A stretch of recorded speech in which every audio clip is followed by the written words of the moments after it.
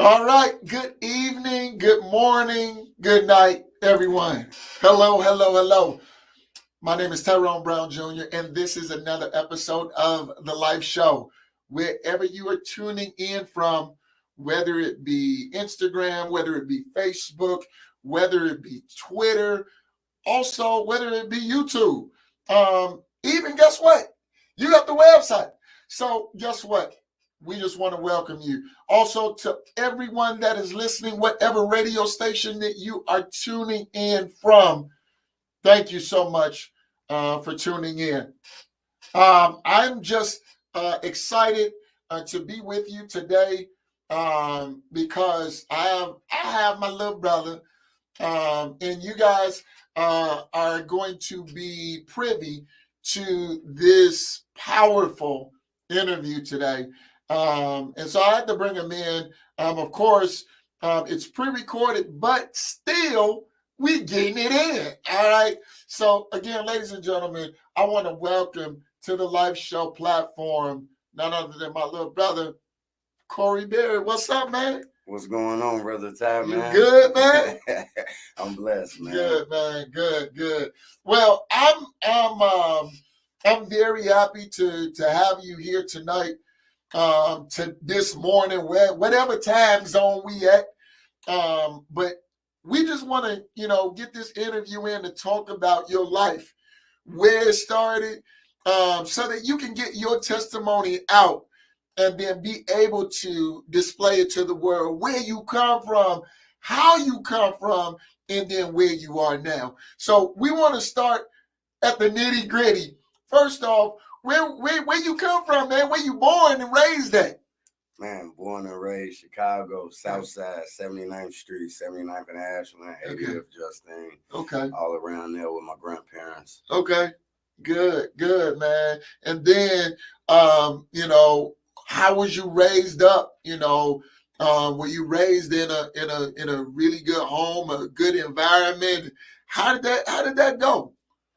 Well, my grandparents raised me, my grandmother and my grandfather.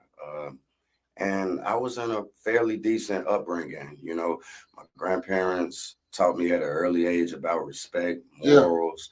Of course, back then in the 80s, it was a whole different ball game. It was, the neighborhoods was more unified. Yeah, you know what I'm family saying? oriented. So it was like growing up, if you did something wrong, you got a whooping from your neighbor, and then they took you to your parents, and then you got a whooping.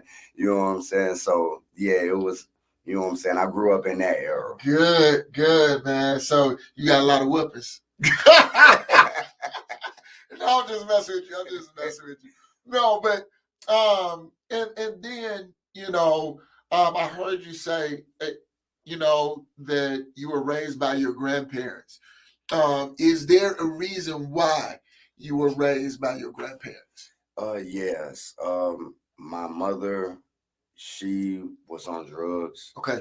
And so she gave me to her mother. Okay. You know what I'm saying? Which was my grandmother. Got it. You know what I'm saying? And so I was raising with them. My grandmother died in around 91. Okay. So my grandfather went through the legal processes to legally adopt me. Got it. So I could call him my dad, but I was so used to saying, "Hey, Grandpa," you know what I'm saying?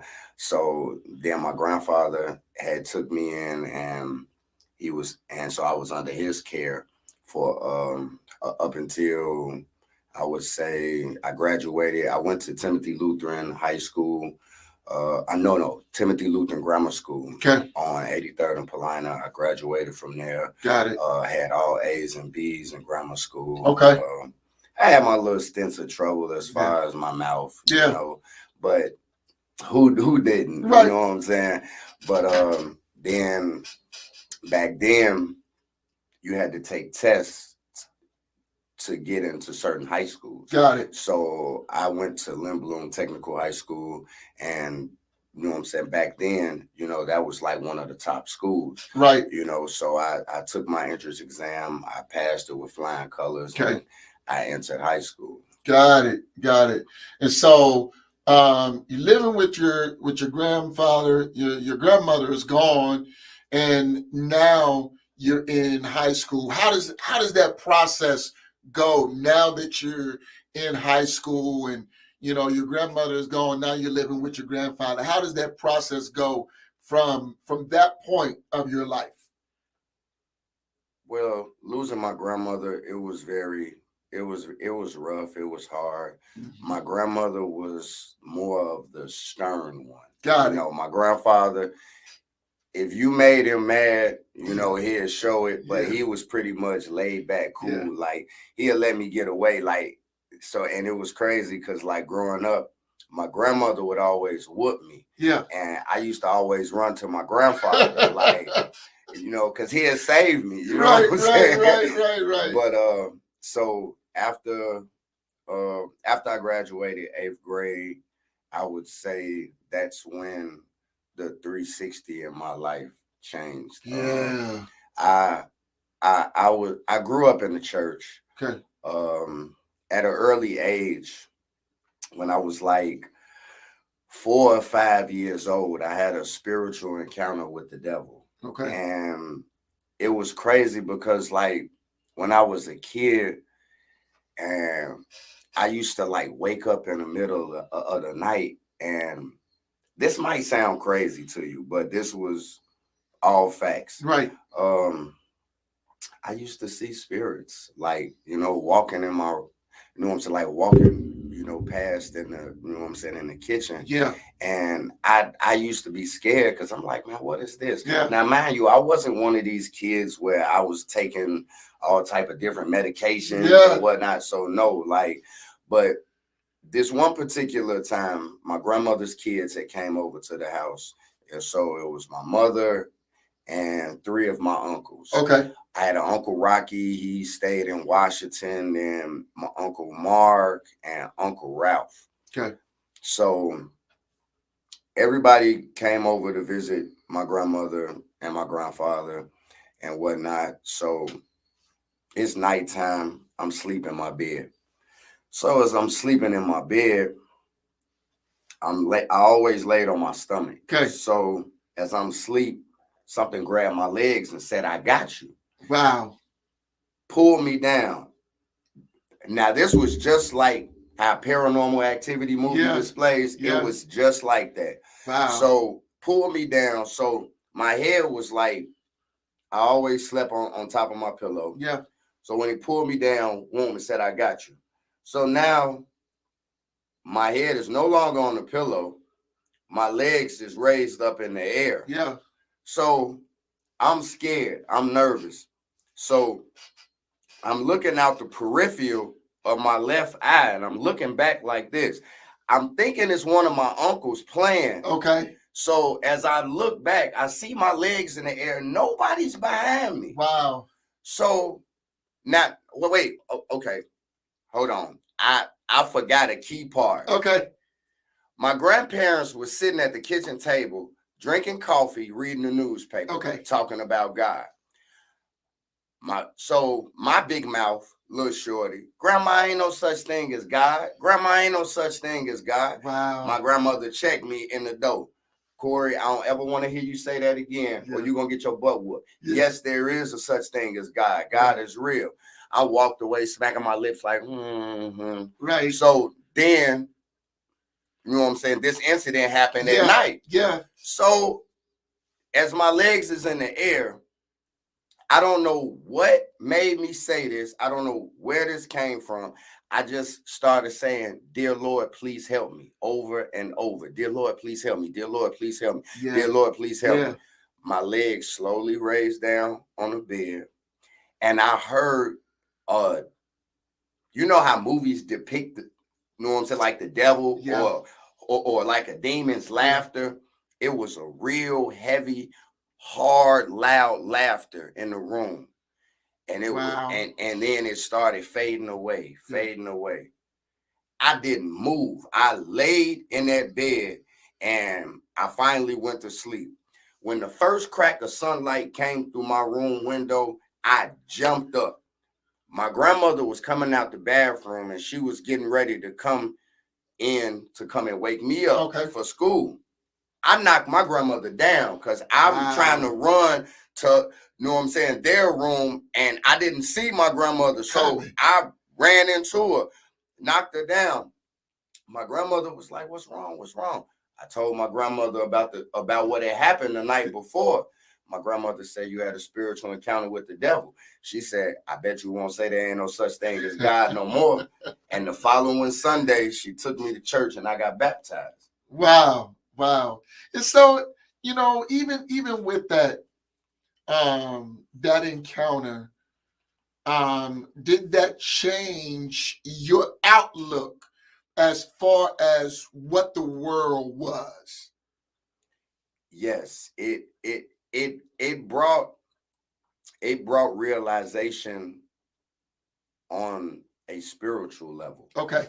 To, hey, there is a such thing as God, and there is demons, and there is the devil. You know what I'm saying? So that was like at an early age, it was like, okay, I need to keep my faith in God. Yeah. And I was already grounded in religion throughout grammar school. You know what I'm saying? Going to church every Sunday. Then, we had little sessions, in our school, because I went to a Lutheran grammar school. Yeah. But yeah, so that just, you know what I'm saying, opened my eyes up to a lot of things spiritually. Okay. And was like, okay, so if anybody else is trying to say God ain't real or this, nah, you lying, buddy. You know what I'm saying? So, ladies and gentlemen, this is the Life Show. My name is Tyrone Brown Jr., and I'm here with my little brother, Corey Barrett, and we're talking about his life and spotlighting his testimony about where he came from and where he is currently. And so as we get through this interview, you're going to be able to hear a lot of the experiences that he had and be able to understand that your life can change as well. And so getting back into this testimony here, I want you to start where your grandmother passed, and then your grandfather, and then start from there. Okay. Well, like I said, my grandmother passed in 91. Okay. So then I graduated 8th grade in 95. The summer of 95 was the pivotal point. That was the 360 that turned my life around. Now, growing up, I seen drive-bys, I seen shooting, I seen, guys on the corner selling drugs. That was, and it was crazy because as I started getting older, and my grandfather would let me walk home, I used to have to take certain routes to get home because the guys was gangbanging and they was shooting and fighting. Sure. You know what I'm saying? So during the summer of 95, I had a friend of mine that stayed across the street from me. So I grew up in the GD neighborhood. Okay. So right down the street was Foster Park. That was where the Moles was at. So it was like 81st and 82nd was like the cutoff line. Got it. So he moved down towards 82nd Street, and me and him was still cool. So I was hanging with a couple of the guys, you know what I'm saying, older guys that was GD. I had a cousin that, I started running with him. So I just so happened to be walking with these guys down 79th Street, and a car full of stones pulled up. Now, I used to go to Foster Park and hoop with my, you know what I'm saying, like a couple of my partners on my block and their fathers. Mm-hmm. We would all go to Foster Park and play basketball. Got it. So one of the guys that was in the back seat, I heard him say, "Hey, he be at the park. He be at the park." Now, I'm not really knowing who I'm walking. Right. I'm knowing that these guys is affiliated, but I'm not knowing how deep they were in it. So dude just started dropping the rakes at me, like, and just got the cussing at me. So when you say dropping the rakes, meaning gang signs. Yeah. Throwing up gang signs. Yeah, he was dropping the forks at me. Okay. So I'm like, whoa. So then everybody around me started dropping their game. You know what I'm saying?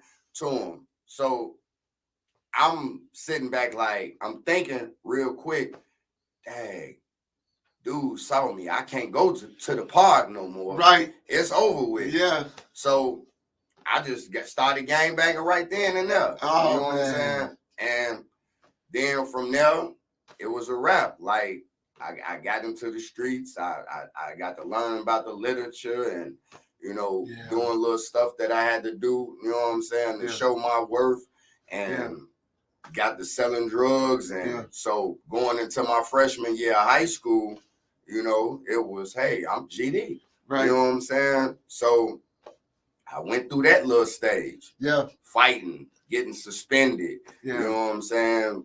Smoking weed every day. Yeah. You know what I'm saying? Ditching class, going to go get high, come back for lunch. You know what I'm saying? Some of everybody, you know what I'm saying? Right. Did their little thing in high school, but, so that was my life. And then from that day forth, it was like I was stuck in my area. Yeah. Like I couldn't go in other areas because of my affiliation. Yeah. You know what I'm saying? It was certain bus routes, you know what I'm saying, that you couldn't go. Take. Right. You know what I'm saying? Because, you know what I'm saying, back then you know what I'm saying, like in the mid-90s, if you went on certain bus, it'll cross territory. Yeah, and you'll go into a territory where it'd be 20, 30 guys standing on the corner. Yeah. And back then, guys will open the back door to the bus and to literally hop on. To look in. Ain't no looking in. They getting on the bus. Oh, man. So now, if you in the wrong gang and you on that bus and you got your hat smacked off, oh, it's over with for you. Yeah. You know what I'm saying? Yeah. You'll get whooped or half killed. Yeah. You know what I'm saying? So, and we did that on 79th. Right. You know what I'm saying? So that was the era, you know what I'm saying, that we had. Okay. And it was pretty hectic, but it was compared to the generation now. Yeah.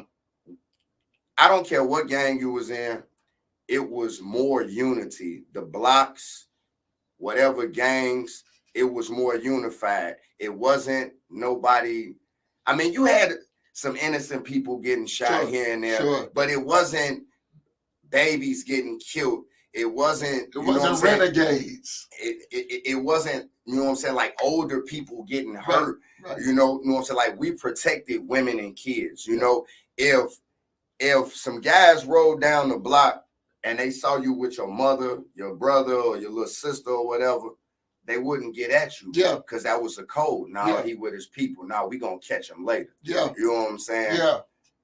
And so it was like that. So, or if guys wanted to ride up and do a drive-by and it's a whole bunch of kids on the block, guys wouldn't shoot. Right. You know what I'm saying? They'd just ride past. And you know what I'm saying? And just look like, okay. You got away this time. Right. You know what I'm saying? Right. So it was a whole different era then. And, you know, it wasn't a lot of garbage and mess going on inside the blocks. You know what I'm saying? So it was like, you know, you could come outside and hang out all day, all night. Certain areas, when it started getting dark, and if it was a war going on between another faction, you know what I'm saying, then you knew, okay, it's about that time. Yeah. You know what I'm saying? All right, everybody be ready, eyes alert, you know what I'm saying? Everybody, you know what I'm saying? So it was just so much different then. Yeah. And it was, you know what I'm saying, like, even though, you know what I'm saying, like, we did a lot of crazy stuff back then, it was still safer than it is now. Sure. You know what I'm saying? These young guys now in this generation, they didn't have older leaders that would enforce laws and policies. That would check them. You know what I'm saying? And if you broke certain laws and policies back in the day, you would get checked. No, you'd get beat up. Yeah, you would get checked. Like, depending on the severity of the law you broke, they give you, you know what I'm saying, a match or 2 matches or 3 matches or whatever. And they'll put you in what's called the full Nelson. Yeah. Light that match and beat your body up. Yeah. Until that match went out. Yeah. Or if you did something really, really messed up, you got a whole book of matches. Oh, man. And they'll light their whole book and beat your body up, and you couldn't do nothing. Like, you had to shake up and, I apologize, whatever. Yeah. Look, man, don't do that no more. Woo, woo, woo. Yeah. You had to go to school. Right. It wasn't no ditching school, going to go hang out on the block and serve. You had to come and show your report card to, you know what I'm saying, to a brother, like, hey, look, man, this is my report card. This is what I'm doing. If you got caught during school hours on the block, you got beat up. Yeah. Like, and it was crazy because I seen that happen so many times. Like, you know what I'm saying? And sometimes, we might, you know what I'm saying, ditch school for a little minute, but then you hear a certain cop pulling up. You already knew who it was, so now you had it. Like, wait a minute, oh, that's dude. Okay, he just rolled past. Right. You know what I'm saying? And so now we trying to hurry up and run to the bus. Yeah. You know what I'm saying? Hey, man, I'm gonna go to school, man. I ain't finna get beat up today, man. You know what I'm saying? So it was, and so it was that, you know what I'm saying? So it was like, you had to go to school. Yeah. You couldn't be on the block doing certain, you know what I'm saying, doing school hours. You know what I'm saying? So you had, it was different. Like, you had older guys that was in play. And that's what kept the blocks together, you know what I'm saying, without all the extra mess. I see. Now, you just talked about school and, and that you were getting ready to transition into high school. And that's when you got into, the gang affiliation and gangs and stuff like that. So now, were you able to finish school? I got kicked out of Limballoon the end of my sophomore year. Okay. And I ain't gonna lie, I was crying in the disciplinary, and I was with my grandfather. I was salty because I wanted to stay. Yeah. I wanted to stay. I wanted to graduate, but I was in a lot of trouble. Yeah. You know what I'm saying? I was getting suspended left and right for fighting, you know what I'm saying? And my freshman and sophomore year was like, I had to prove myself. Sure. I more so had to prove myself my freshman year. Yeah. Sophomore year was kind of like, okay, you know what I'm saying? You're one of the guys. Yeah. So it was like, I ain't really had to do too much proving. Guys already knew who I was, you know what I'm saying? And, who I was with. We had fun though. But after I got kicked out my sophomore year, my grandfather had got real sick, and he had went to the hospital. So as he went to the hospital, his daughter, my auntie, talked with the neighbor across the street, my guy Isaac. So I went and stayed across the street with him and his mother and father for a little while until my grandfather came home. And then when my grandfather had got back, I had went back across the street, staying with him. And of course, I was still in the streets. Yeah. You know what I'm saying? It was the summertime.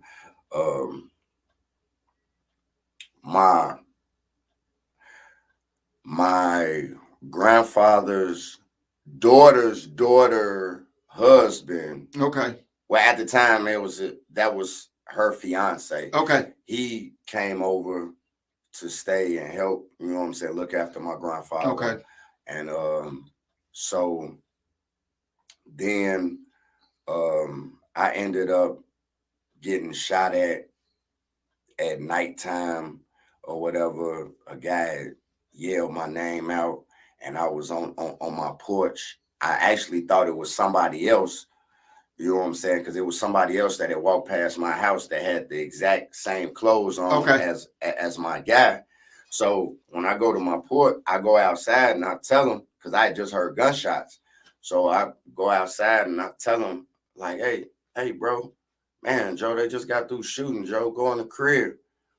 And the other dude said my name, a couple times. So by that time, I'm standing in front of my house. These guys is literally 2 houses down. So as he said my name, I'm like, yo, who is that? I don't recognize that voice. And so the dude that had the gun, he say, don't worry about it. Boom, boom, boom, boom, boom. So like the first 2 to 3 shots, I'm standing right there. I'm shocked. Like, so, and I'm trying to process this. Like, is this my guy? When somebody shooting at me? Right. So I ain't get hit. I got low and I shook it through the back of my crib, you know what I'm saying, to the gangway around the back. And I had the back door open. And so then when I sat back and I told my cousin fiance, you know what I'm saying, what had happened, of course, he went and told my auntie. So my auntie felt like, okay, I don't know what he out here doing in the streets. Yep. But I got to protect my father. He got to go. Yeah. You know what I'm saying? So what happened, my grandfather ended up going back in the hospital. And so this time, his daughter went to the courts and was, my father is too old to take care of him, da da da da da. So, but what she did, she lied.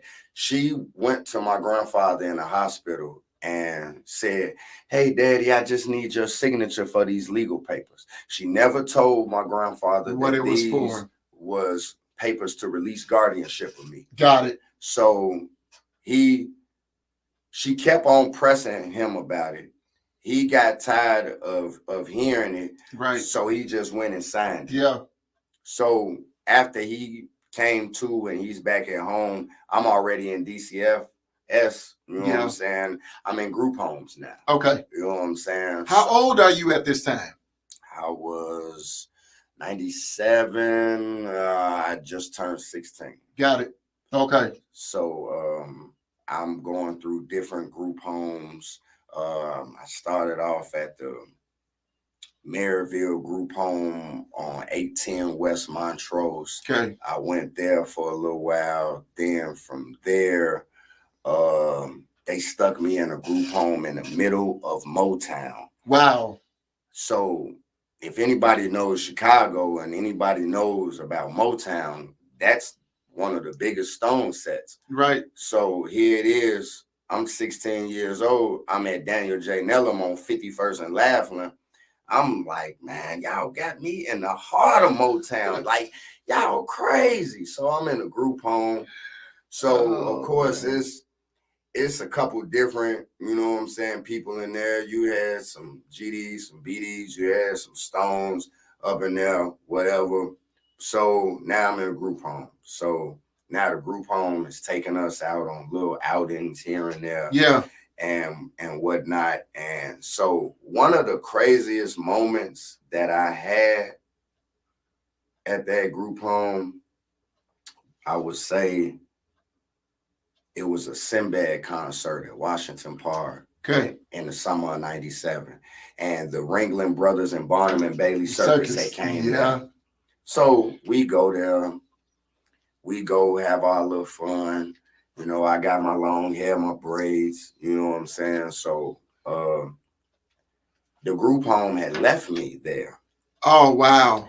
I told them, I said, look, because they was calling us. They say, okay, man, you know, it's about time to go. I said, look, I just got to use the bathroom real quick. You know what I'm saying? I'll be right back. So I had to walk a small little distance to the bathroom. Right. You know what I'm saying? So when I come out the bathroom, the van pulled off. They gone. Oh. So now,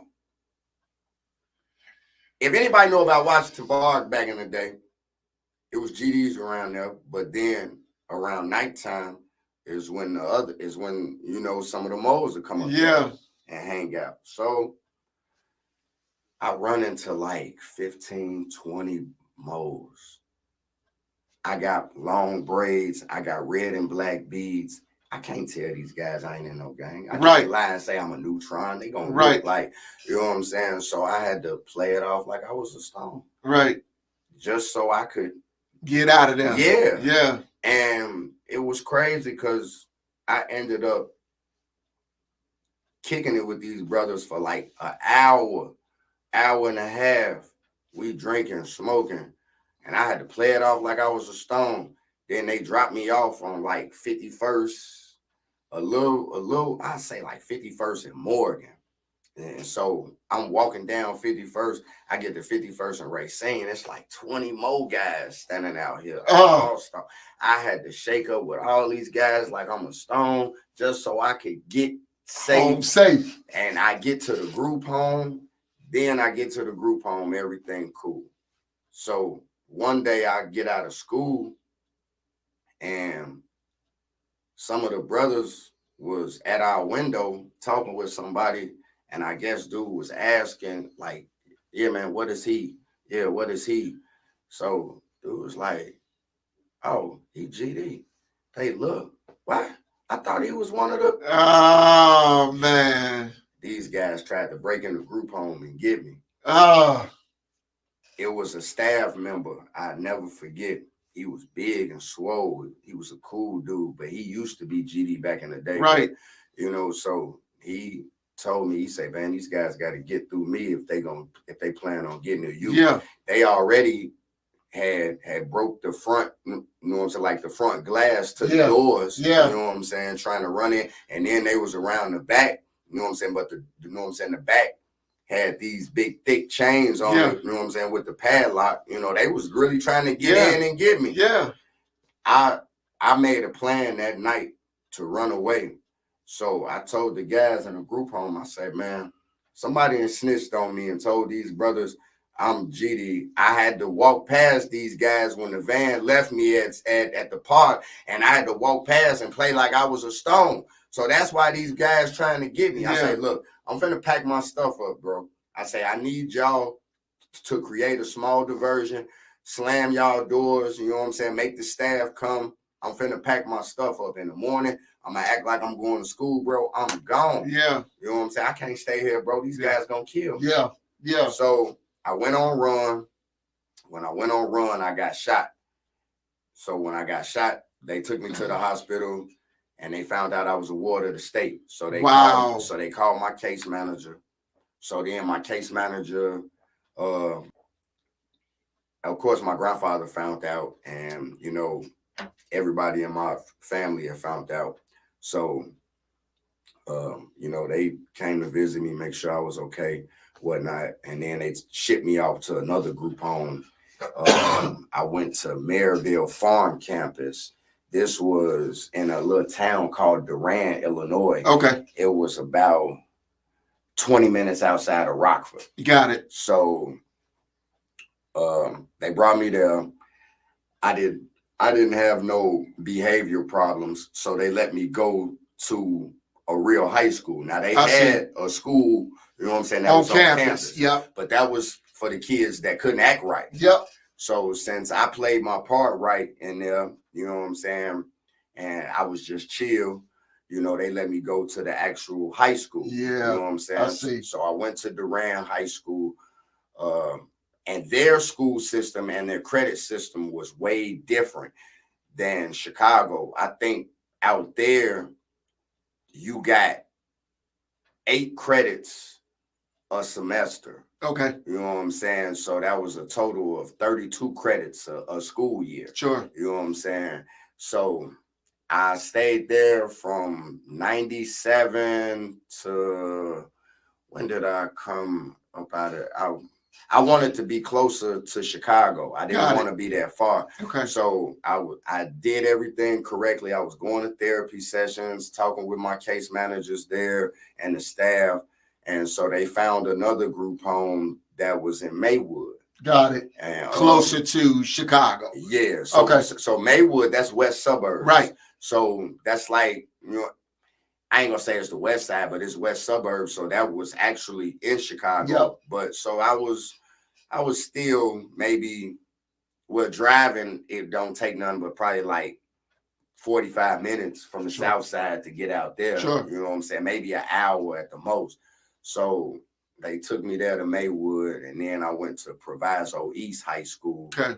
And so then after that, I stayed there. I ended up getting kicked out of Proviso East. I was supposed to graduate in 99. Wow. And I ended up getting kicked out of Proviso East High School. So then after that, I found my way back out to hustling. I ended up, I went back, I ran away from the group home in Maywood and went to stay back with my grandfather because I had my car. Okay. And so the group home wouldn't let me have my car. Yep. You know what I'm saying? So a couple of my partners had got killed in our area. We had 2 double homicides in 99. One was on 80th and Laughlin. The other one was down the street on 79th and Laughlin. Okay. Shamika and Eric had got killed on Wow. 80th and Laughlin, and I grew up with them all my life. So that was a hurter.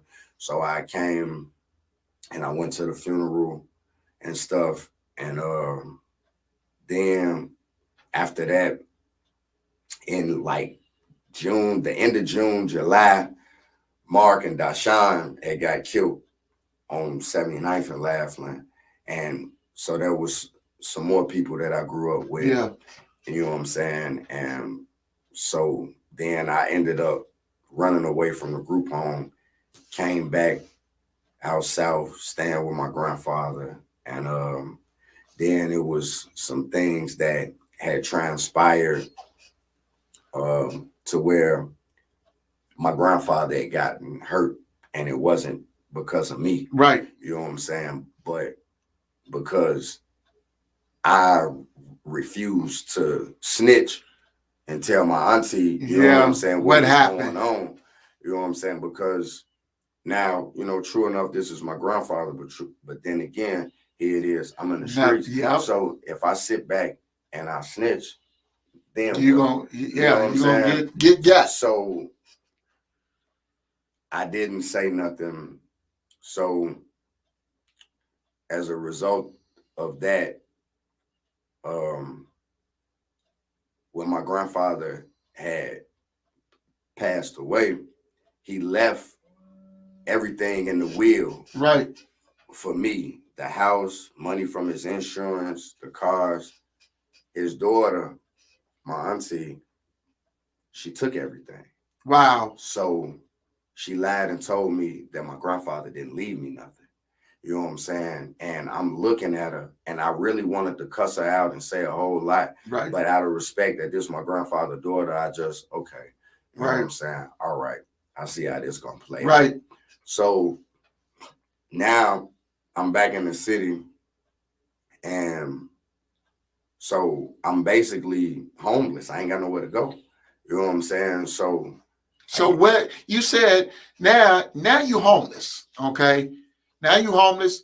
Your grandfather has passed away. Now what do you do? Where are you staying at? I was in my old neighborhood around 79th. You know, that was the safest place for me. I mean, for a few years, I was out in Maywood, and, you know, I was hustling, doing my thing out there.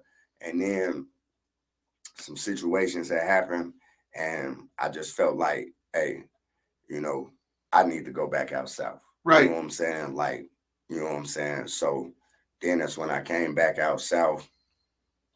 And so then I went back to my old neighborhood. And so what I would always do, I would always end up finding a job. You know what I'm saying? I would go, you know what I'm saying? Like back then, I could spend $5 for a one-day fun pass, and I could ride the bus all day. Yeah. So I would hustle up some money, and I go buy me a one-day fun pass, and I go ride around, and I start going to different McDonald's jobs. You know what I'm saying? I see. Filling out applications. You know what I'm saying? Talking to people. Hey, look, are you all hiring? Yeah. Hey, look, I got McDonald's experience. Look, da da da da da. I would always, but I didn't have a phone, So I would give them one of my guys' numbers. So I'd be on the block hustling, and one of my guys would pull up.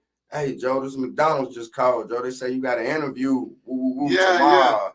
Oh, yeah. Okay, cool. Yeah. So now I just hustle me up a little money. I stay out hustling all day. You know what I'm saying? If I needed some new shoes or some clothes, a couple, you know what I'm saying, brand new white T-shirts, I go buy that. Yep. I go get my hair cut. I had braids then, so I just go pay somebody, you know what I'm saying, freshly braid me up. Yep. And I go to the interview looking presentable, you know what I'm saying, Okay. give me a little liner. Boom, now I got the job. So now I'm working. So then my first check that I got, I just invested in my hustle. Right. You know, and I just stayed on the street. I used to sleep in hallways on the block. Wow. You know what I'm saying? Like certain buildings, you know what I'm saying, that we used to be in and out of. I go in the back, you know, on the back stairs, go to sleep. Yeah. You know what I'm saying? Yeah. Wake up in the morning, you know what I'm saying? Go find a spot to go wash up. Yeah. Now I go hit the block. Wow. And then you did all of this in Chicago. How do you wind up in Indiana? Man, I was over east on 79th in Cottage Grove. And so I had a cousin that I moved in with. I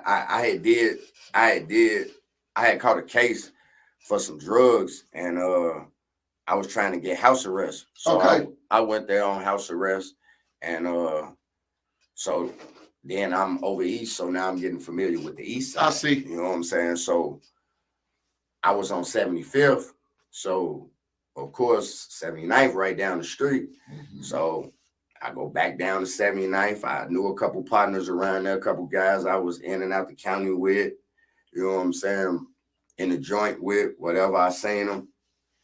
Oh, y'all over here? Oh, okay.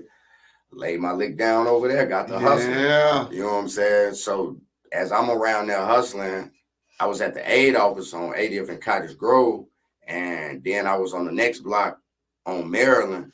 So I see this, she looked mixed. She was like white and Mexican. She had a nice little pretty face, you know what I'm saying? Okay. I used to holler at all the females around there. So, like, you know, that was my thing, because the police wouldn't bother me, because I'm always in a female face. I never stood on corners with everybody. You know what I'm saying?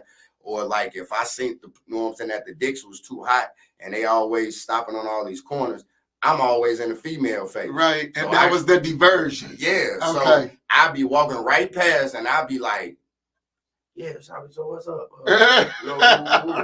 So I ended up seeing my baby mama. Right.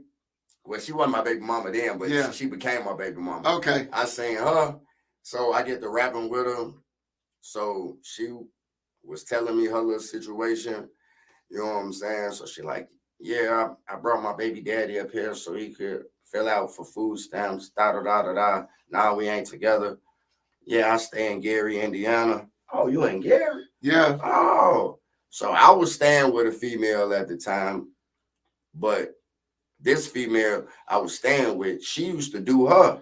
So, which I didn't care, you know what I'm saying? Because that was the agreement that we made. Right. You know what I'm saying? So she ended up seeing me with the white girl. So she wasn't big, but she had a little, you know, she had a little pudge on her, you know what I'm saying, a little stomach. So she ended up texting my phone. I was saying, she want to kick it with fat, yeah, you come get your stuff. Whole time I already been out to Gary, Indiana a couple times back and forth. I used to have her drop me off on 79th and come back and pick me up at night. Right. So, oh yeah, you want to put me out? Oh, okay, cool. I didn't already got a lot of my gear up out your crib anyway. So I ain't care. Right. Out to Gary I go. Wow. And then you came to Gary. Then you set up shop in Gary, to live your life and try to get, back straight the best way you could. Yeah. I mean, so what was that transition like? Was it quick, or how did it happen? You mean from Chicago to Gary? Yeah. Well, I mean, the move was quick because me and my baby mama, you know what I'm saying, we had already made, you know what I'm saying, a pact that, hey, okay, look, you know, this is going to be a relationship. Woo, woo, woo. Got it. You know what I'm saying? And so I had a couple other different avenues, you know what I'm saying, to go. And so, and then plus I was on parole too. Got it. So she had told me, look, I don't mind being with you, but just don't stay with me until you get off parole and then bounce. You know what I'm saying?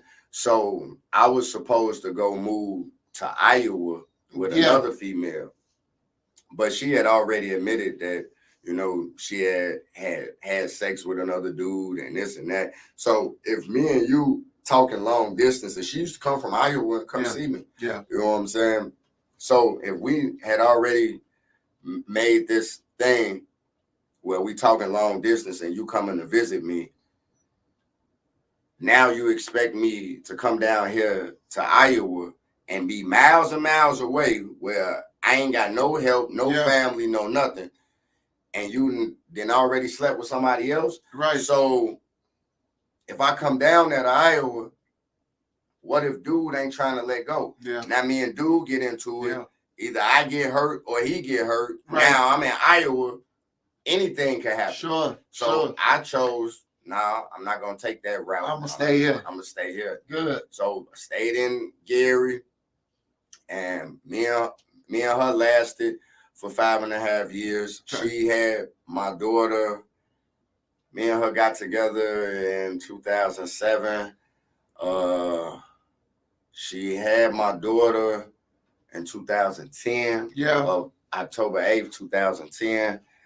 We lasted about another year and a half up until about the end of the summer of 2012. Okay. And she left me she went back to her ex, you know, you know what I'm saying? Me and her ain't work out. So, you know, we just kept it cordial. Right. So in the process, now here's another testimony. In the process of me and her splitting up, I initiated the text fight, whatever. I text her ex dude and hey, look, I don't care about you sleeping with my baby mama, but you ain't finna do it in the house where I still stay at and pay bills at. Yeah. So he woofing, oh, I stay strapped up. Next time I see you on site, it's on. Oh. What? Oh, okay, this what you on? And you don't even know that I stay with a gun on me? Okay, bet. So couple times, my baby mama riding past with dude looking, she's smirking, smiling. I had that little mountain bike. You remember I used to ride the little mountain bike? So I used to chase the car all the way back, you know what I'm saying? Call dude out. Dude ain't want to move. He just want to stand there in the driveway woofing. So this one particular night, I called myself trying to get dude. So I went over there and I was still cool with all the neighbors on the block and everything. And I see my baby mama car was already in the driveway. So I see another cop pull up. So I ain't know. So it was a female driving. Then I see my baby mama get out. Then I see some dude get out. Now I got my hand on my piece, but dude, he ain't on no tough stuff. He got his head down, carrying the bag, walking to the back. Right. And I'm looking like, man, is this dude?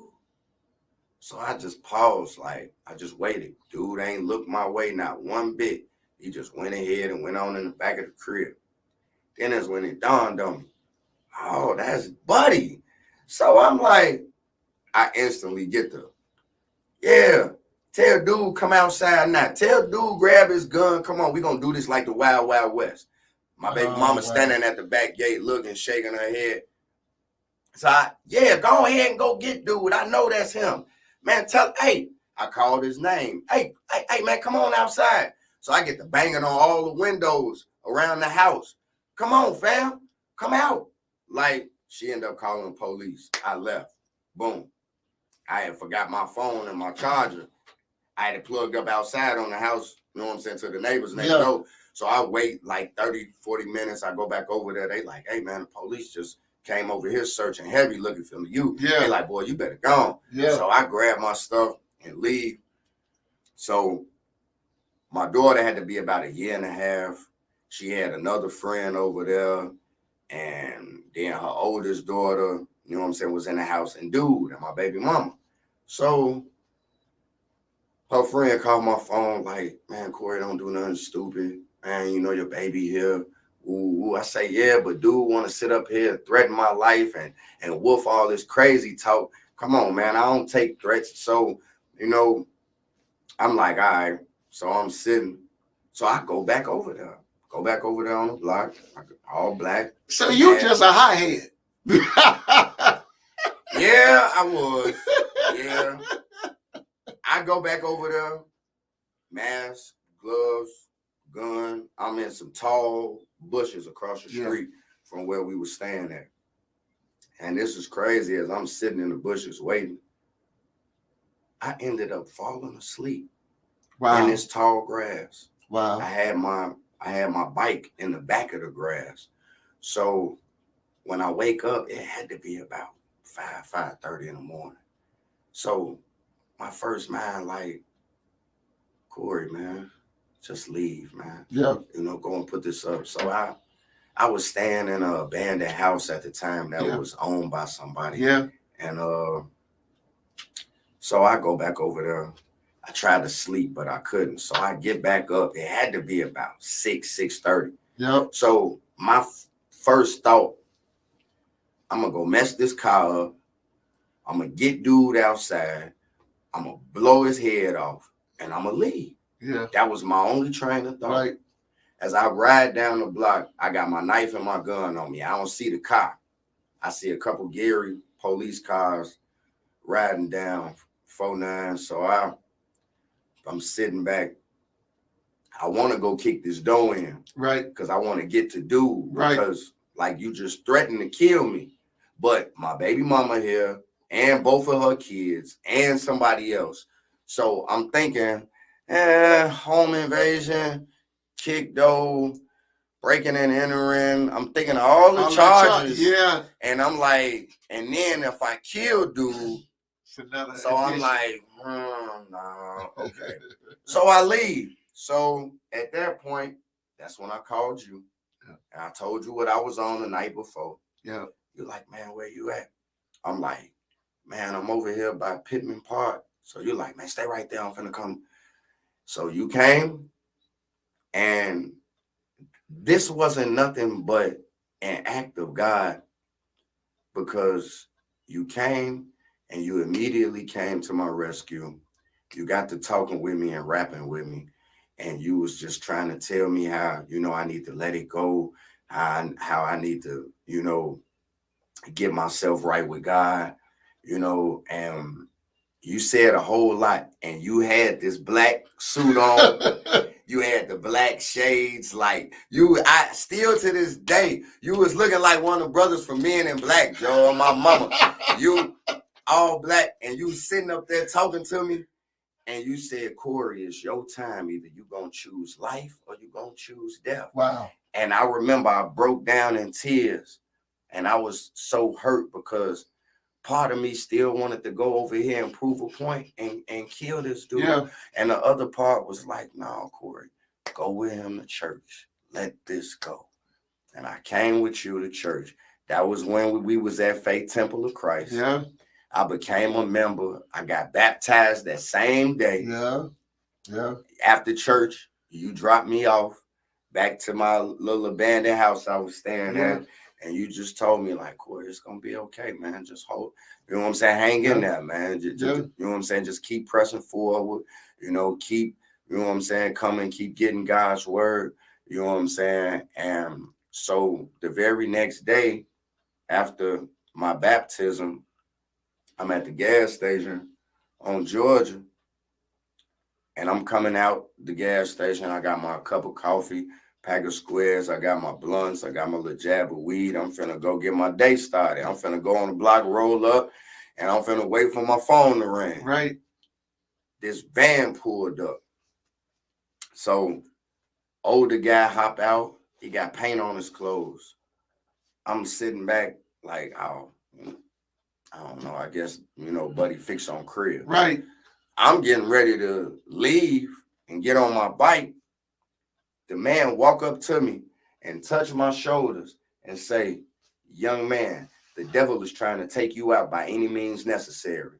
Wow. The Spirit of the Lord put that on my heart for me to tell you that this morning. I get up off my bike and I back away from him. I look at him up and down. I say, man, who right, are you? Right. I say, you know what's going on with me? Right. He say, young man, he say, I don't know your situation. He say, I don't know what all it is you're going through.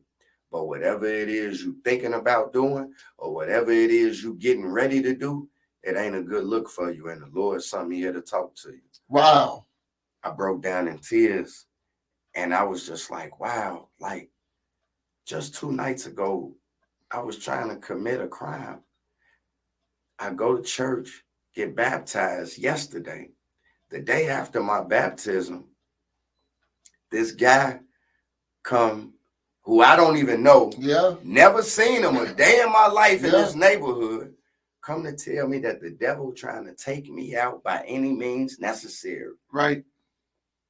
And so when the man told me where he stayed at, him and his wife own a daycare on 49th and Virginia. Yep. This man's name is Pastor Epi. Yeah. So wait a minute. You mean to tell me God sent a pastor my way to give me a warning / message, and he wasn't even dressed like a pastor? Right. I said, this can't be happening. Yeah. And I was just like, this is God trying to save my life. Yep. Here it is. So it's like, for the Lord to take time out to send somebody my way to give me a warning and a message. Yeah.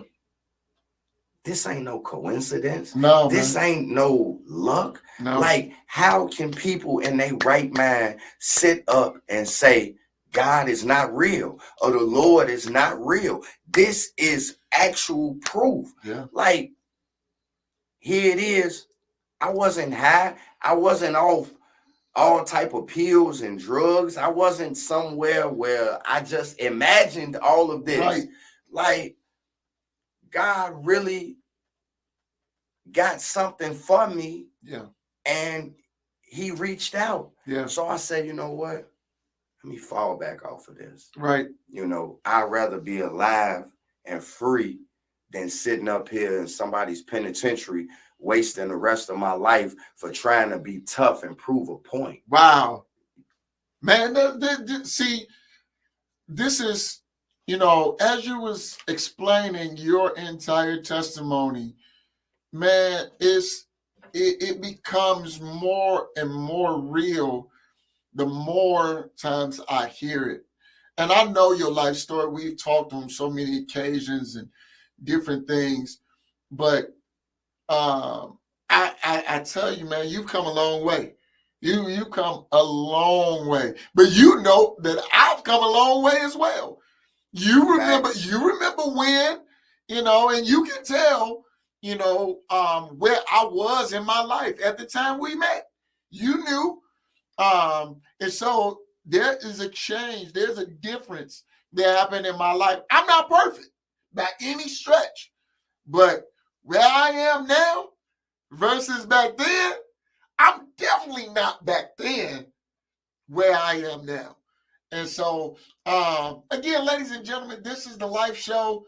My name is Tyrone Brown Jr. And of course, I'm here interviewing my special guest, my little brother, man, Corey Barrett. And he is giving his all-out testimony. A lot of maybe some of the content that he's sharing may or may not be on the edited edition, but still, you're going to get the full story, because there's going to be a point in time where he's going to be able to tell his story to the world in person, in a room of thousands of people. I really believe that, Corey, because I believe that God is giving you influence in a time such as this. Matter of fact, God saved your life so that now you can influence the lives of others that have gone through a lot of the same similar things that you have experienced. You sat up here up until now and have given you all your whole testimony with a no holds barred attitude. You talked about your mother was strung out on drugs. That's why you had to go and live with your grandparents. And then how you got mixed up in a life of gangs and selling drugs and all kinds of, topsy-turvy, lifestyle. And now here it is. God has saved your life from death and then from being incarcerated from something that you chose that I just ain't gonna go through with this. And so now, at the point where you are, or from the point that you were that day, where have you come to this point? Where are you as far as mentally and as far as your heart? What where you are now? Well, as far as my heart goes, my heart was cold for a long time. Yeah. Because of the hurt that I experienced from my family. Right. And then certain things that I went through in the streets, I just had a I don't care or I don't give a attitude, you know what I'm saying? Because when you're in the streets, it's like you can have a heart, but you really can't have a heart. Yeah. You know what I'm saying? Because people will walk over you. People are, you know what I'm saying? So, and then, I always felt like I had to prove myself because I'm not a big dude. You know what I'm saying? So if I got to act crazy, I'm going to act crazy. Yeah. Like you're going to leave me alone one way or the other. Yeah. You know what I'm saying? But it's like,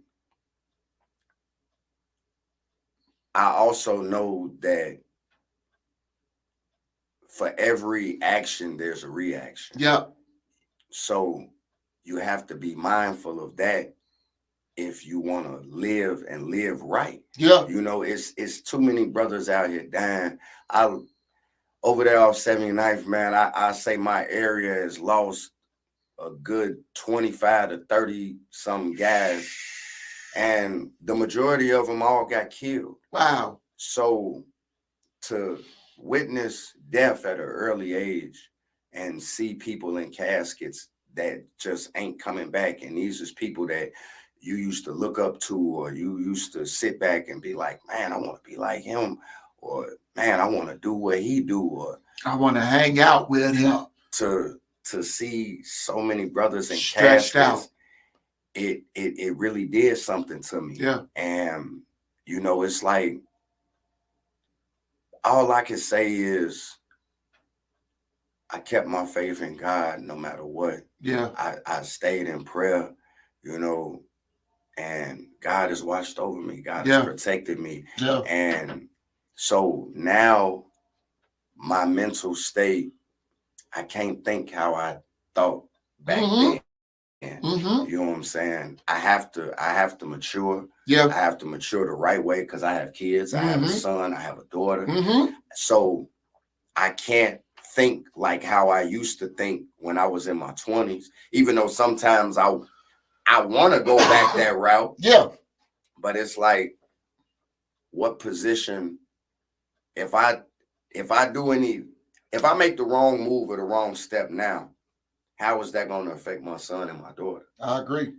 How can I raise my kids when I'm sitting in somebody's joint doing a 10, 20-year bid? Yeah. You know what I'm saying? So I don't want that to happen. Yeah. You know what I'm saying? So it's not all about proving yourself. It's not all about trying to show this person, oh, you ain't gonna play me like this, or you ain't gonna do this. You got to pick which battle is which to fight. Right. You know, it don't make you no punk to sit back and walk away from something. Yeah. You know what I'm saying? And that's one of the biggest things that I had to learn was it's okay to walk away. Yeah. I can let, y'all could talk and y'all could say, oh, he got whooped or he did this or this happened to him. But guess what? I'm still living. Yeah. A lot of brothers is not here. Right. You know what I'm saying? Right. So, and I got my freedom. Right. You know what I'm saying? I might not be exactly where I want to be at in life right now. Yeah. You know what I'm saying? But every day that I get to wake up is a day for a new start. Yes, sir. Another chance. Yes, sir. You know what I'm saying? And I'm determined to get in a positive place in my life where I can be successful and I could reach out and reach people and, help people, you know what I'm saying? Give back. I've always had a heart as far as giving back or giving to the less fortunate. You know what I'm saying? Sure. I always did that, Sure. So because even when I wasn't homeless and I had a place to stay, I still looked out. Yeah. But even when I was homeless and I didn't have nowhere to stay, I still gave. Yeah. You know what I'm saying? Because it says in the Bible that whatever you do for the least of these brothers of mine, you also, you know what I'm saying, do unto me. Mm-hmm. You know what I'm saying? So I always keep that in my head because I know what it's like to be homeless. I know what it's like to ride the L's all night. You know what I'm saying? Back and forth from one end to the, you know what I'm saying, to another. I know what it's like to sleep outside up under porches, sleeping in abandoned cars because you ain't got nowhere to go for the night. You know what I'm saying? I know what all that is like. Yeah. And, for me to still be here today, life is a blessing. A lot of people take life for granted. Yeah. You know what I'm saying? And people just don't care. Like, I don't know what it is about this, you know what I'm saying, young generation growing up, but they gonna find out a lot of things the hard way. Right. You know what I'm saying? There's so many young brothers getting locked up doing the rest of their life in the joint, all because of what? Because you want to prove a point and be tough. Oh, I'm a hitter, I'm a goon. It ain't about that no more. You know what I'm saying? It's about having a family, working a job. You know what I'm saying? Coming home, you ain't got to look over your shoulder. You ain't got to worry about, is these group of guys going to set you up because, you know what I'm saying, you selling a little weed or you selling a little dope and you getting some money. Yep. You know what I'm saying? You ain't got to worry about that. You know what I'm saying? You ain't got to worry about the police. You know what I'm saying? Raiding, you know what I'm saying? Running in your crib. You know what I'm saying? It feels good. I mean, I've hustled in these streets many, many times. Yeah. I've made a lot of money and I done fell off. Yeah. You know what I'm saying? But wait a minute, what's that old saying that they say all good things must come to an end? Yeah. You know what I'm saying? Well, I made a lot of illegal money, you know what I'm saying?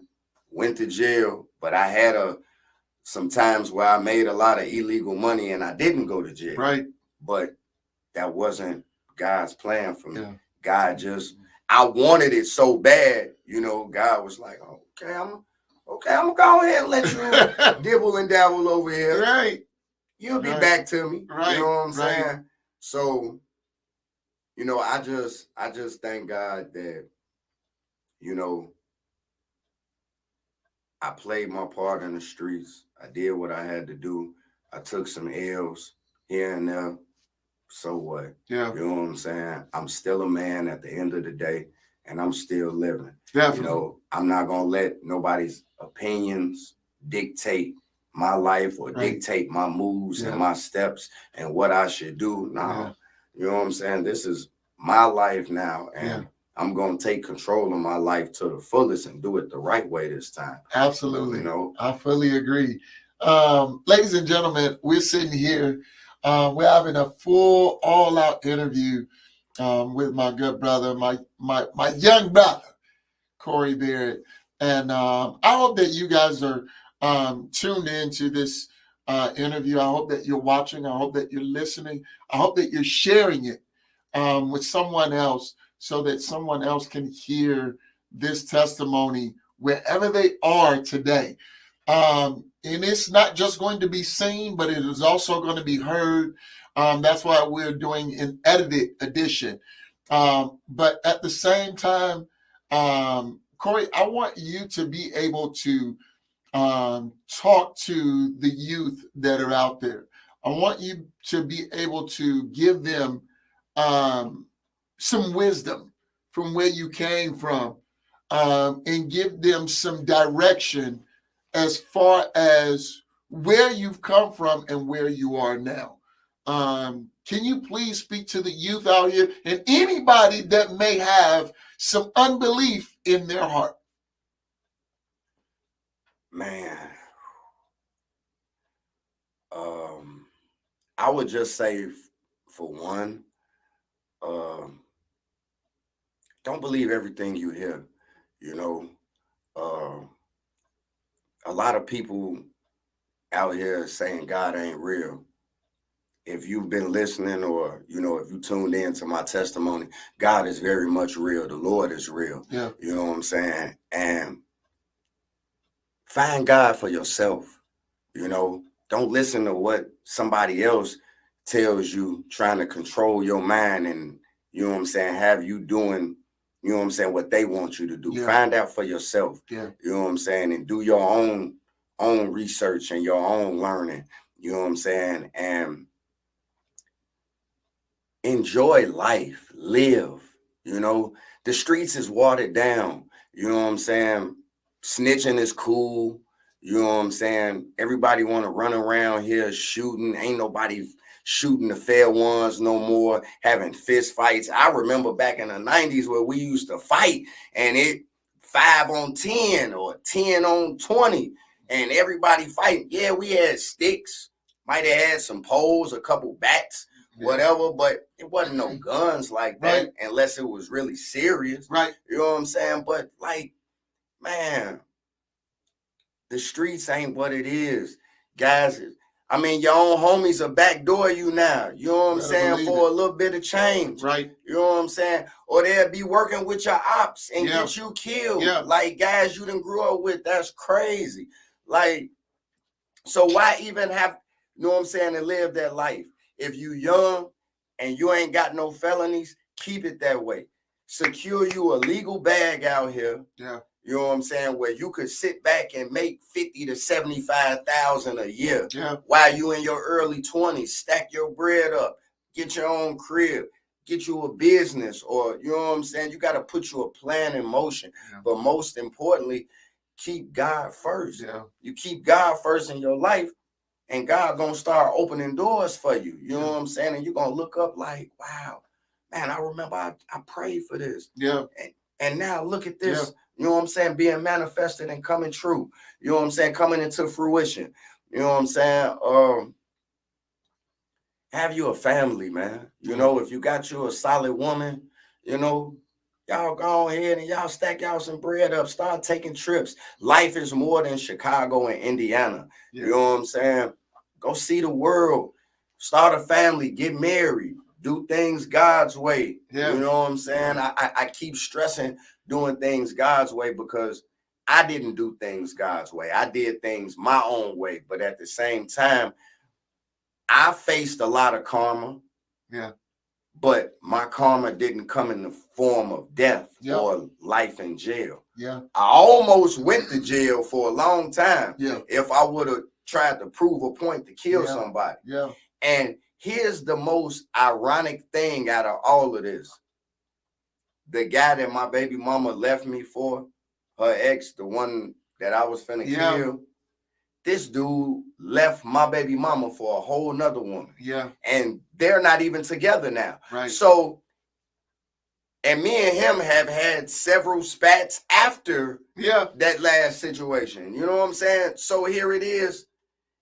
If I would have did that, my baby mama, of course, was going to ride with him.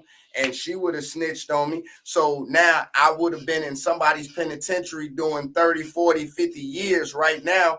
And then this dude then left her for a whole nother woman. Yeah. And I would have still been rotten sitting in the prison.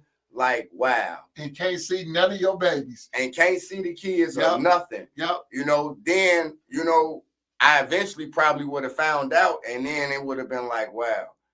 And my baby mama literally would have snitched on me if I would have hurt her dude.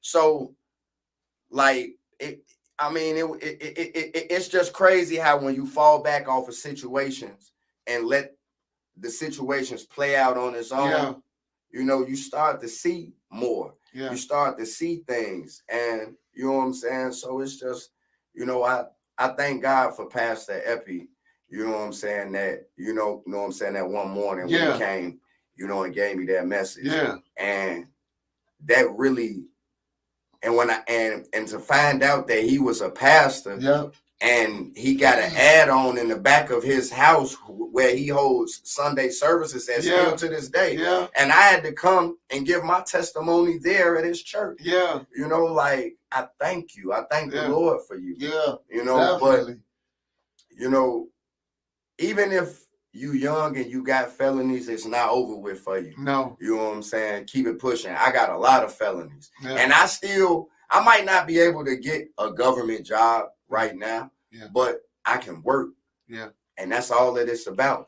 You know, don't let your felonies speak for you. Yeah. You know what I'm saying? You speak for yourself. Yeah. I made some mistakes. I caught a couple cases, but that was then. I'm trying to change my life around now. All I need is an opportunity and a fresh start. You know, and once you tell, you know, a hiring manager that, you know, and you being real and honest, they ain't got no choice but to, all right, you know, we're going to give you a chance to see what you do. Yeah. You know what I'm saying? And I forgot, Corey, I forgot even the part that even after that, God let you come back in contact with your father. And I mean, that's a blessing, man. You gotta tell that story. I forgot all about it, and God just reminded me. You gotta tell the story, man. You got Okay. When me and my baby mama was still together, this had to be 2011. 2011, because I was 30 years old. Yeah. I used to do my little comedy thing on Facebook. I just used to act a fool, have everybody laughing and whatnot on Facebook, man. Me and my guy Fonzo, man. Shout out to my guy Fonz, man. Real cool dude, solid brother, man. I got a inbox from my sister on my father's side, and she gave me an inbox and was like, I have reason to believe. No, she was like, is your mother's name Rowena Barrett? And I was like, yeah. And she was like, well, I have reason to believe that Mr. Calvin Wilson is your father, whom you have never met. And I'm looking at the message. I say, whoa. And when was this? What year was this? This was 2011. Yeah. I want to say, 2011. And so then, you know what I'm saying, we got to going back and forth, and I gave her my number, and so she ended up giving my dad my number. And so I called my sister. I said, sis, I said, man, you won't believe this. She like, what? I say, guess who just reached out to me? She who? I said, man, you know our father's still living? Wow. She said, what? I said, yeah. My sister on my dad's side just inboxed me just a minute ago and said, woo, woo, woo. So me and my sister had caught the mega bus from Chicago to Cleveland, Ohio. My dad was staying in Cleveland. Yeah.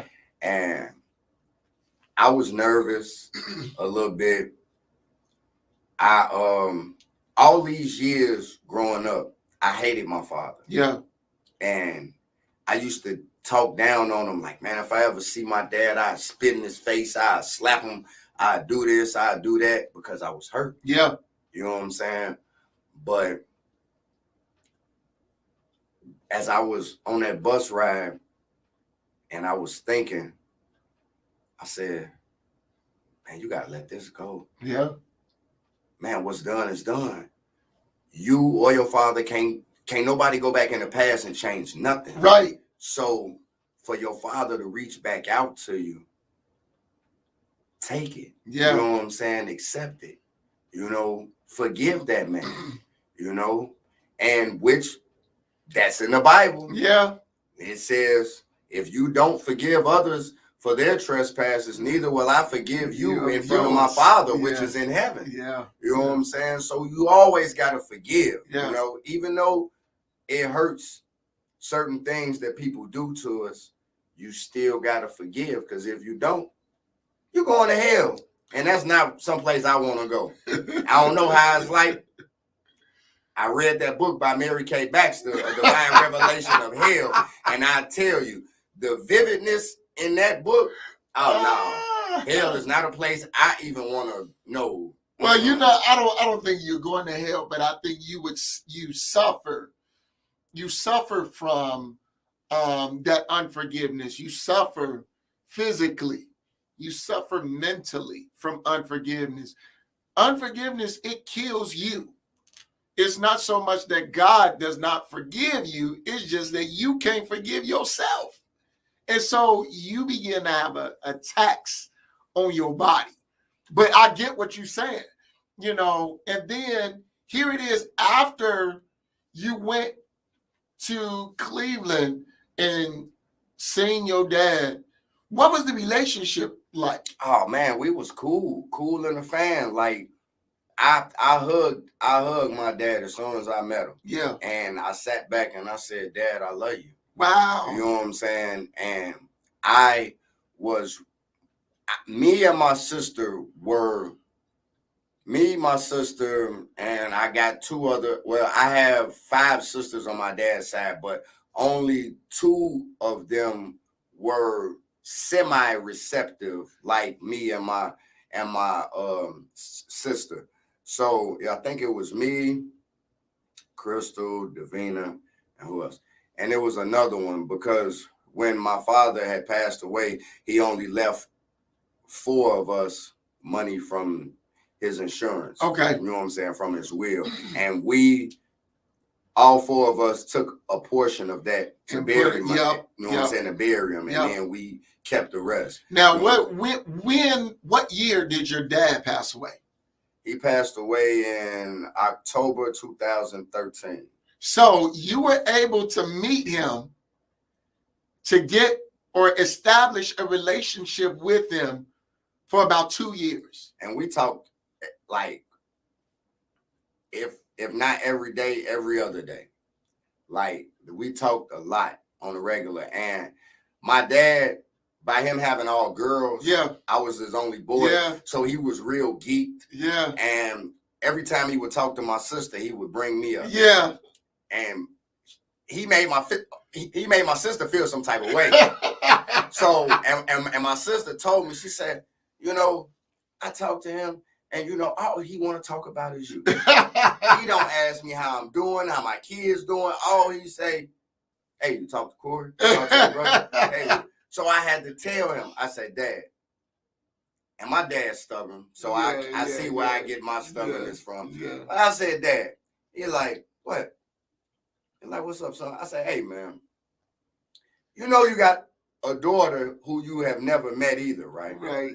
And you know she feels some type of way because you keep on talking about me. Yeah. You don't. I said, Dad, you can't do that. Yeah. I said, I know I'm your only boy, and you geeked about having a son. Yeah. I get it. Yeah. But you have to make her feel like like, okay, he's talking to me. Like she has kids. Right. She like ask her about her life. Right. Like, you know, hey, so what's been going on with you? How have things been in your life? talk to her about how she's been growing up. Yeah. Ask her questions. Ask about how her kids, how Yeah. her relationship is with her husband. Right. Make her feel important. Yeah. Like, don't always talk about me. Yeah. She is really feeling some type of way, Right. and she's kind of hurt. Right. So, like, you got to fix this. Yeah. Okay, I get it. Okay. Yeah. Well, I talk with her and woo. I say, yeah, like, it's cool. If you want to know how I'm doing, call my phone. But don't make my sister feel some type of way, because me and her talk the most out of everybody. Right. So I'm gonna get it from her end. So hey, you know what I'm saying? But he had so much knowledge. Yeah. So much. Yeah. He was very smart. Yeah. He made his mistakes. He talked about our mother and, things that she had, went through, things that she was into. And, he found out that about me. He didn't want to be bothered with her anymore. Yeah. He didn't want to have anything to do. And he kind of chose to separate himself, and live his life. But he always knew that she had a son, but he didn't know if it was his. He didn't know. Nah, it wasn't so much that he didn't know that it was his. He just, like, he made a decision for whatever reason to stay gone. Okay. Because him and my mother didn't mix. Okay. You know what I'm saying? Got it. And so he just chose to, go his separate route, whatever. But he always knew, you know what I'm saying, that she had a boy, and he found out, my name and whatnot. But wow. When he reached out to me and I told him, because he kind of got salty with my other sisters because they didn't receive him, and they called him Calvin. They didn't call him Dad. Okay. Because they like, well, how can I call him Dad when he was never a dad to me? Right. And which a woman's hurt is much deeper. I was just going to say that. It's much deeper when they're hurt from an absentee father. Sure. They have so much pain in them. And so I tried to break it down to him, and I said, look, true enough, granted, I'm not taking how y'all feel away. Right. Y'all have a right to feel that way. But all I'm saying is, he is trying to make amends with us. Right. Now, better late than never. Yeah. So, he wasn't in none of our lives. Yeah. But he's in our lives now trying to make amends. Sure. So why not be receptive and just give him that much respect? Yeah. You know what I'm saying? But a lot of them felt like F him. Right. You know what I'm saying? And okay, when my father died, me and my other three sisters were talking about giving another one of our sisters or two more of our sisters some money out of our share, you know what I'm saying, from what Dad gave us. Me, I didn't do it. Okay. You know what I'm saying? Because my dad told me that he went to Milwaukee to see his daughters, and somehow along his stay over there, they got into it, and y'all put my dad out at 2 a.m. Wow. My dad had a pacemaker in his heart. Yeah. So y'all put my father out at 2 a.m. and let this man walk down the street along a highway where he was walking down the street trying to hitchhike and find a way back to Cleveland. Wow. So now, don't get me wrong, I forgive my sisters for what they did. Yeah. But when my dad told me that, I called my sister and I talked to my sister and I talked to my other sister, Davina. I said, man, look, the news that I just found out about my father. Y'all got into it and y'all put this man out at 2 a.m. How could you do something like that? So if somebody would have tried to rob him and kill him, or if he was to get hit by a car and die, his blood would have been on y'all. Mm-hmm. Like, you don't do people like that. Mm-hmm. Like, okay, y'all got into it. If you know what I'm saying, if y'all didn't want him to stay there no longer for the visit, okay, Dad, look, well, we're gonna drop this right now, out of respect, because you is, what I'm saying, my father. And how about this? We'll just find a way for you to get back home tomorrow or the next day, or, however, what I'm saying? That would have been a more mature approach. Sure. You know what I'm saying? So when he died, and they was like, well, Dad left us for, some money from his insurance. I wanted to take something out and give it to such and such and such and such. I told him, hell no, I ain't giving up nothing. Right. I'm sorry. I'm going to keep my part, because why should I give somebody something and they put my father out? Yeah. Like, I thank God that didn't nothing happen to him, but no, how heartless are you? Like, that's your dad. Yeah. Like, regardless to the fact him being in your life or not, he came from Cleveland to Milwaukee to see y'all.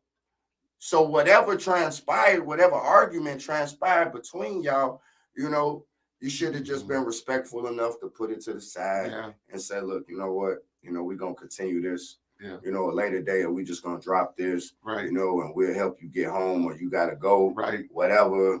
So, but wow,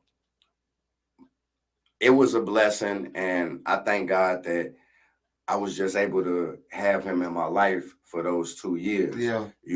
So I finally have closure now of who my father was. Yeah. And, my father he was a very smart man. He was funny in his own way. Yeah. He was stubborn. Right. Like, it was just certain things that he just wouldn't bend on, and you just be like, okay, yeah, you stubborn. I see where I get it from. You know what I'm saying? But well, ladies and gentlemen, this is the Life Show. My name is Tyrone Brown Jr. Look, this has been another Life Show. And also, I want to shout out Fox Glen Marketing. Fox Glen Marketing, get them right now for all of your videography and video casting needs. Get them right now. And so, look, we're getting ready to end this this interview, but I just want to say thank you to all of you that have tuned in, all of you that are listening, but most importantly, thank you, Corey, for coming on, man, and doing this. This is probably 7 years later than it was supposed to be, but at least we got it done. So thank you. Thank you, man. But again, look, ladies and gentlemen, look, stay tuned. The Life Show got more stuff coming up, and you definitely don't want to miss. Look, go on Facebook. Go on Facebook right now. Get you a Life Show t-shirt, Life Show hoodie, Life Show gear, Life Show coffee mug, whatever. Get your Life Show gear right now. Even got bags for women, socks and leggings and all that good stuff. But get your Life Show gear, all right? Because you won't want to be a part of this movement, because we ain't going nowhere but up, all right? Listen to what I'm telling you, all right? So again, ladies and gentlemen, my name is Tyrone Brown Jr., and my special guest, my little brother, Corey Barrett. Until next time, look, be well, stay safe, and always, always keep God first. Peace.